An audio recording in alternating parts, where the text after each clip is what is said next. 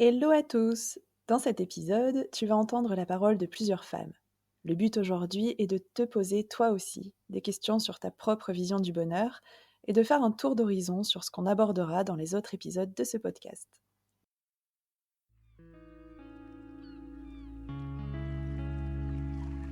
Bienvenue sur le podcast Putain de bonheur, le podcast qui a pour but de te faire sourire, te faire réfléchir et te sentir bien. Et c'est déjà pas mal. Moi, c'est Hélène. Et moi, c'est Fanny.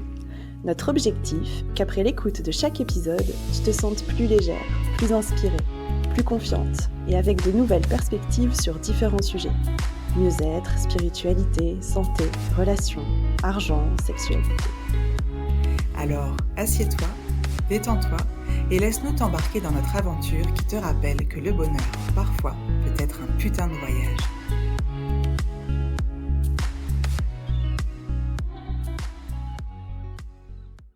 Hello! On vous souhaite la bienvenue sur ce tout premier épisode du podcast Putain de bonheur. Ça y est, on se lance, on a trop hâte, on est super contente, on a peur aussi, mais on y va. Alors je dis on, car tu l'as compris, on est à deux à se lancer ce grand défi. Moi c'est Fanny. Et moi, c'est Hélène. Pour ce tout premier audio, on a beaucoup hésité. On a même enregistré tout un épisode de présentation et puis au final, la veille du lancement prévu, on a tout revu. On s'est dit que de toute façon, on ferait connaissance avec toi qui nous écoutes au fur et à mesure des épisodes. Bref, comment commencer au mieux un podcast qui veut parler de bonheur ? Eh bien en se demandant déjà si nous étions heureuses. Et rapido, on s'est dit que ça serait intéressant d'avoir le point de vue d'autres femmes à ce sujet et sur les thématiques qu'on a envie d'aborder. La santé, le mieux-être, les relations, l'argent, la sexualité, la spiritualité. Pour nous, ces sujets regroupent plein de questions, de débats, d'expériences sur lesquelles on a déjà partagé lors de nos longues discussions entre copines, ou que l'on a envie de découvrir et qui peuvent nous aider au quotidien à nous sentir mieux, à apprécier les moments où tout va et à mieux naviguer sur les moments où ça va moins bien. Alors, on a été interroger des femmes. Elles s'appellent Pauline, Floriane, Rebecca, Marion, Caroline, et elles ont accepté de partager avec nous leur vision du bonheur. Ça fait vachement fait entrer l'accusé là. Mais t'inquiète pas, ça va bien se passer. On est parti du constat avec Hélène que même si on se sent très bien dans notre vie actuellement, qu'on se sent comblée, chanceuse, eh bien aucune de nous n'arrivait à s'évaluer à 10 sur 10 sur l'échelle du bonheur. Mais pourquoi se limiter à une échelle qui ne va que jusque 10 ? Non, nous ce qu'on veut c'est qu'elle aille à l'infini et même au-delà. Mais on sait aussi que parfois c'est important, sur toute ou partie du chemin, de passer dans la matière, dans le concret, dans la note, pour faire un point d'étape, un constat, une mesure, et se voir évoluer par la suite. D'où notre petite échelle du bonheur. Donc on s'est demandé finalement si on était les seuls à ressentir ça, si on était les seuls à se sentir éternellement insatisfaites, quoi, avec toujours l'impression de pouvoir être mieux ou avoir mieux, enfin voilà, avec toujours ce sentiment qui nous manque un petit quelque chose qu'on peut toujours améliorer. Et du coup, on a posé la question à des femmes, est-ce que tu es heureuse? Et sur une échelle de 0 à 10, finalement, à combien tu te situerais sur cette échelle du bonheur? Bah écoute, effectivement sur cette échelle de 0 à 10, alors je peux pas dire que je suis à 10, hein, ce serait, ce serait me fourvoyer. Ouais, j'aurais envie de te dire, je me situe plutôt entre 7 et 8 quoi, donc voilà, j'avance sur l'échelle du bonheur. Je dirais 7 sur 10, 7,5. Parce que j'ai tendance à vite me laisser déborder et que j'ai découvert qu'en fait j'étais quelqu'un d'assez, comment dire, nerveux, chose à laquelle je ne m'attendais pas du tout, j'en avais pas du tout conscience. Et donc du coup, j'ai un travail à faire sur ça. Il faut absolument que je trouve une organisation pour me sentir plus sereine, ce qui me permettra du coup de me sentir forcément plus heureuse.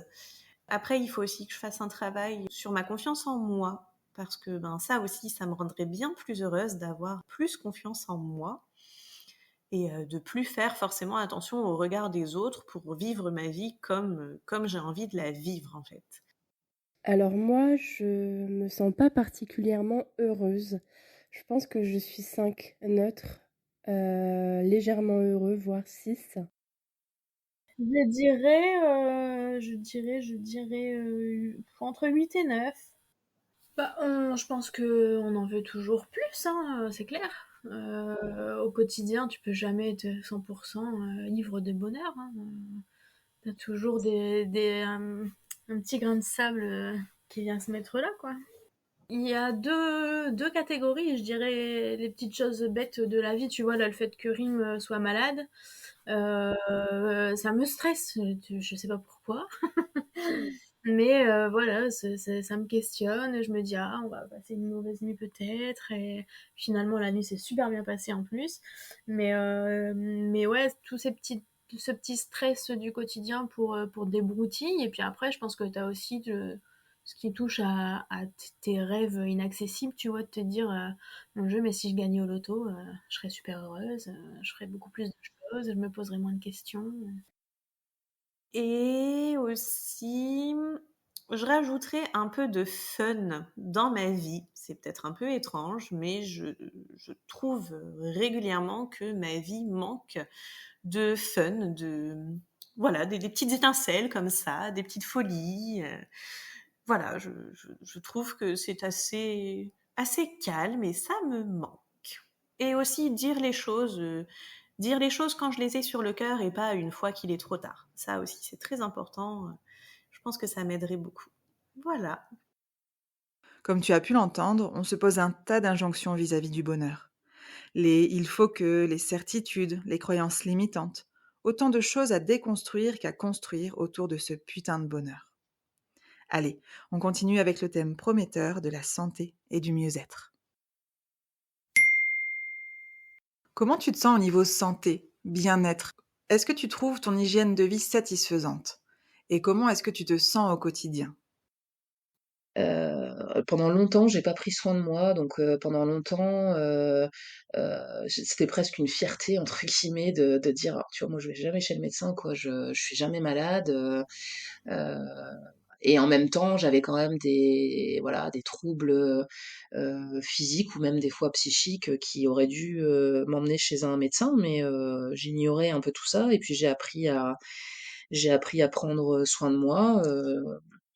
On peut quand même dire qu'en France, on a un système de santé qui est, assez exceptionnel et qui nous permet surtout de faire de la prévention et ça, je suis en train de réaliser aussi que c'est hyper important, en fait. Donc c'est vrai que quand tu as 40 ans, ta gynéco te dit, bah, ce serait bien de faire une première mammo, là, tu ressors du truc en disant: «Mais attends, j'ai que 40 ans», quand tu écoutes, les infos, c'est 50. Enfin, pourquoi maintenant? Là, il y a une espèce de d'hypocondrie qui arrive, en disant, «Ça va pas le faire» et puis finalement, c'est juste de dire: «Ben, voilà, on a la possibilité de faire une photo à un instant T, sur le sujet». On sait que c'est voilà, on sait que c'est le cancer du sein aujourd'hui, c'est quand même une des maladies qui touche, beaucoup, beaucoup de femmes, et mon entourage me le montre, pas tous les jours, mais presque. Donc accepter aussi ces suivis médicaux, de précaution et de prévention, c'est important. Donc oui, aujourd'hui, je prends plus soin de moi. C'est vrai que je consulte, plus de médecins, qu'auparavant et puis aussi parce que, il y a un moment où j'ai pas comme j'ai pas pris soin de moi pendant de nombreuses années, il y a un moment où mon corps me l'a bien, bien rappelé. Heu, Parce que j'ai longtemps cru, que la tête et le corps étaient 2 entités, qui pouvaient, avancer séparément et je me suis pris une grosse claque dans la figure il y a quelques années quand j'ai compris que ce n'était pas le cas et donc aujourd'hui, voilà, heu, j'arrive à prendre soin de moi au travers aussi, des suivis, médicaux. Ouais. Mmh. J'ai le cœur d'une femme de 70 ans alors que j'en ai que 32.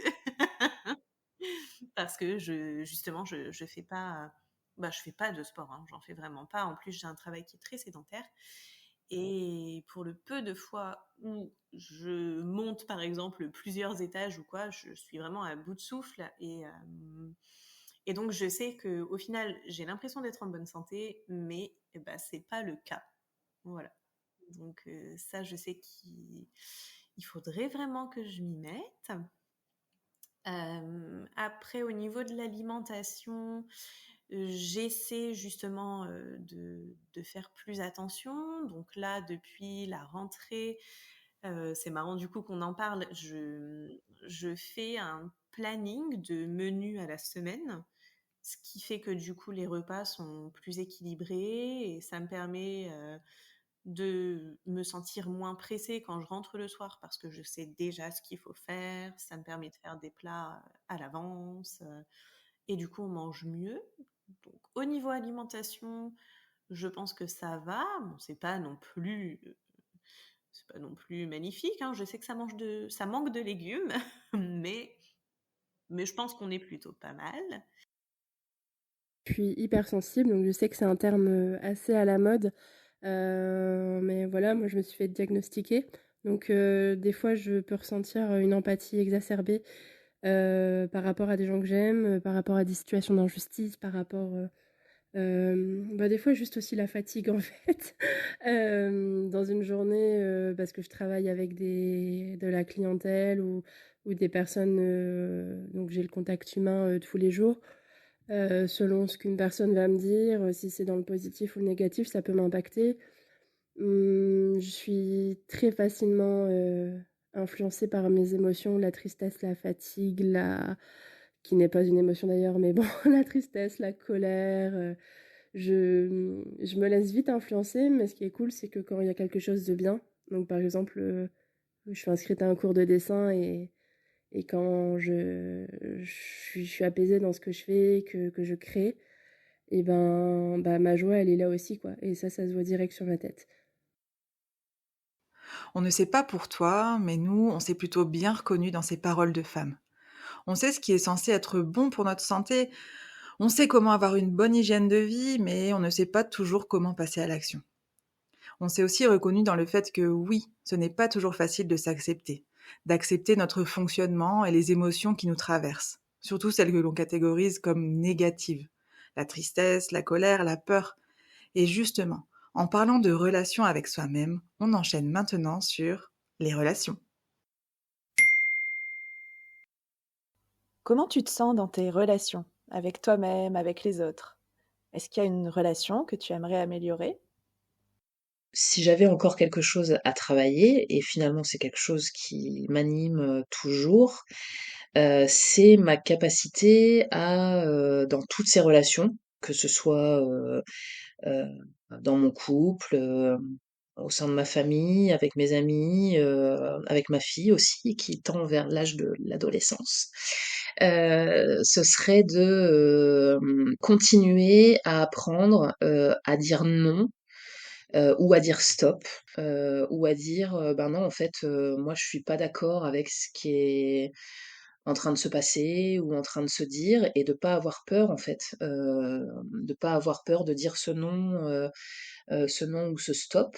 Et ça, c'est oui, c'est encore quelque chose que j'ai du mal à faire parce que derrière tout ça, il y a le besoin d'être reconnu, la peur de décevoir ou la peur qu'on ne m'aime plus en fait quand je dis non ou quand j'affirme un point de vue qui est pas en cohésion avec le reste du groupe, par exemple.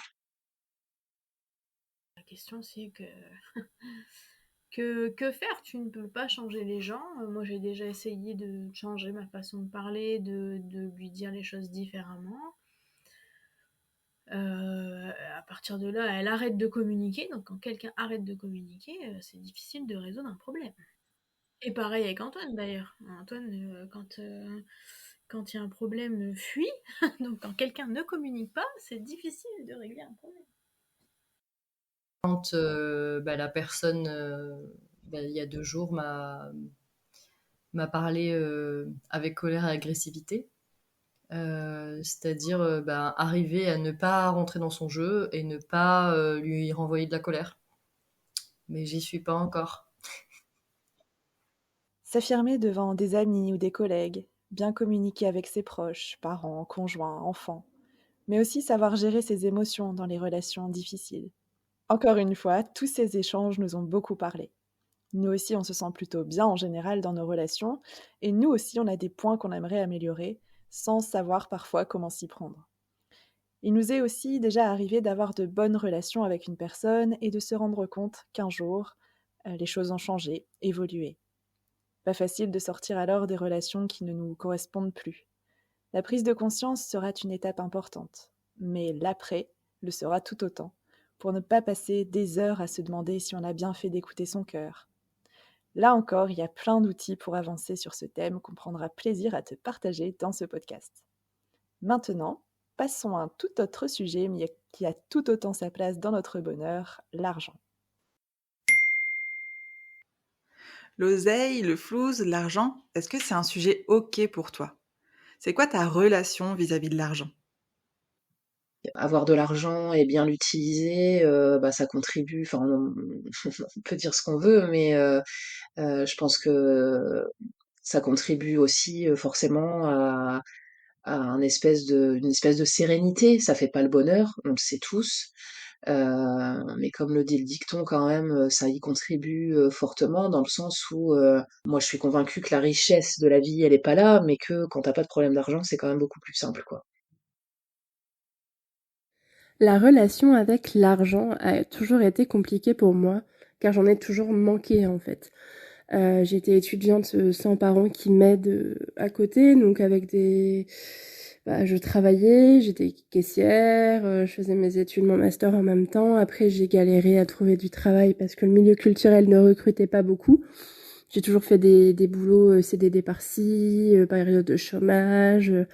Donc j'ai toujours été un peu en galère, la galérienne financière. Et ça fait depuis 1 an là que je me stabilise. Mais du coup, par exemple, je me fais plaisir, des petits plaisirs que je faisais pas avant et je flambe des fois et je me rends compte. Donc j'essaye d'être beaucoup plus raisonnable parce que je pense que c'est comme un régime restrictif. Pendant des années, on t'empêche de manger du chocolat et bah quand tu peux, t'y vas. Donc ma relation avec l'argent, elle est un peu complexe. J'ai pas honte d'en parler, mais c'est quelque chose pour moi que j'aimerais apprendre à gérer un peu mieux. L'argent, par exemple, a été beaucoup source de stress chez moi, a développé beaucoup d'anxiété quand j'en manquais, car j'avais peur de pas réussir à survivre au mois, j'avais peur de pas développer mes rêves. Donc ça a toujours été quelque chose de très bizarre chez moi, l'argent. Oui, je me sens riche. Tout ce dont j'ai besoin m'est donné, dans le sens où, bah, par exemple, on m'a donné une tente. Des gens qui m'ont pris en stop m'ont donné une tente. Ensuite, un monsieur que j'ai rencontré au monastère m'a donné un vélo. Et en fait, si j'ai besoin de quelque chose, bah, je sais que je vais l'avoir. Je... Enfin, ce dont j'ai besoin, que ce soit de la nourriture, que ce soit des objets matériels, ben, je les ai. Et à côté de ça, bah, je suis hyper riche de tous les enseignements que je reçois sur ma route et des rencontres sur ma route. Et ça, en fait, ça n'a pas de prix. Les gens qu'on rencontre et avec qui on crée un lien, bah ça n'a pas de prix. Alors là, si vous avez reconnu, c'est un petit clin d'œil à Nancy Moot de Nu et culotté. Petit aparté confidence, notre rêve, c'est de les recevoir un jour sur ce podcast. Des témoignages si différents et pourtant, personnellement, je me suis sentie comme en accord avec chacun d'eux. Cette impression d'avoir la chance d'avoir assez d'argent pour se faire plaisir, avec en même temps cette peur sous-jacente de manquer, dû certainement à un début de vie d'étudiant, de galérienne, comme dit Marion, et ce sentiment aussi finalement d'en avoir peut-être trop, d'en être parfois esclave, d'en avoir et de ne pas avoir l'impression de le mériter, ou ne pas l'assumer par peur souvent inconsciente de trahir ses racines, sa famille, sa classe sociale d'origine. Bref, l'argent, c'est bien un sujet de développement personnel à part entière, non? Et voyons maintenant un autre sujet intéressant, le sexe.